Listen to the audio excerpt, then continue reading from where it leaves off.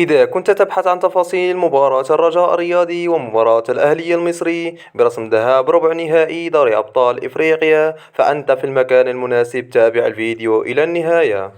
السلام عليكم. موعد وتوقيت مباراة الأهلي المصري وفريق الرجاء البيضاوي برسم دور ربع نهائي دوري أبطال إفريقيا 2023، والقنوات الناقلة لهذه المباراة، حيث تأهل فريق الرجاء البيضاوي إلى ربع النهائي دوري أبطال إفريقيا بعد تصدره المجموعة الثالثة بدور المجموعات، بينما تأهل فريق الأهلي المصري إلى ربع النهائي بعد احتلاله المركز الثاني في ترتيب المجموعة الثانية بدور المجموعات.